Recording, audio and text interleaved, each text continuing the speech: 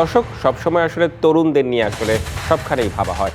এবারও আমাদের ত্রয়োদশ জাতীয় সংসদ নির্বাচনে তরুণদের একটি বিশাল সংখ্যক ভোট রয়েছে এবং সবাই ভাবছে এই তরুণরাই হতে পারেন গেম চেঞ্জার। আমাদের এবারের সেগমেন্ট তারুণ্যের ভোট। এবার জেনে নেব নির্বাচন নিয়ে তারুণ্যের নানা ভাবনা, প্রত্যাশার কথা। বিগত 17 বছর পর আমরা একটা গ্রহণযোগ্য নির্বাচনের দিকে যাচ্ছি, যেখানে আমরা আশা করছি আমরা ভোটাররা ভোট কেন্দ্রে যাব এবং নিরপেক্ষভাবে আমরা আমাদের প্রার্থী বাছাইয়ের সুযোগ পাব। আমরা এমন একজন প্রতিনিধি প্রত্যাশা করছি যিনি সংসদে আমাদের হয়ে কথা বলবেন এবং সরকারে একজন কার্যকরী ভূমিকা পালন করবেন। বগুড়া শহরে এমন একটা শহরে উপনীত হোক এবং এমন একটা প্রার্থী নির্বাচিত হোক যে আমাদের স্টুডেন্টদের জন্য জানি সার্বিক নিরাপত্তা পরিস্থিতিটা খুব বজায় থাকে। বগুড়া থেকে রেলপথটা বর্তমান নাই, বিমানবন্দরটা চালু হয়েছে, সেটা অকাজ হয়ে আছে। তারপরে আমাদের মেডিকেলটা, এখানে চিকিৎসা সেবা খুব কম, এখানে পুরো নতুন নতুন মেশিন কিছুই নাই, সব কিছুই বঞ্চিত।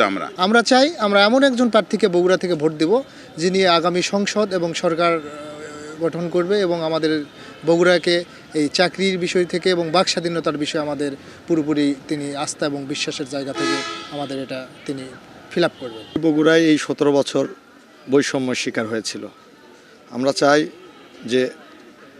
যে ক্ষমতায় আসুক বগুড়া জানার বৈষম্যের শিকার না হয়। নিরাপদে ভোট কেন্দ্রে যেতে চাই, নিরাপদে নিজের পছন্দ মার্কায় ভোট দিতে চাই, নিরাপদে ভোট কেন্দ্র থেকে ফিরতে চাই।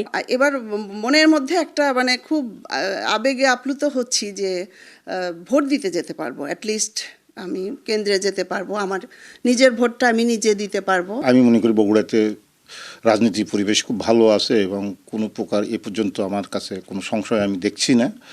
এবং এই সুষ্ঠু নির্বাচনের ক্ষেত্রে যেটি সবচেয়ে বড় প্রয়োজন এই মুহূর্তে, আইন শৃঙ্খলার পাশাপাশি রাজনীতিবিদদেরও কিছু দায়িত্ব রয়েছে এবং সাধারণ সচেতন ভোটারদেরও কিছু দায়িত্ব রয়েছে।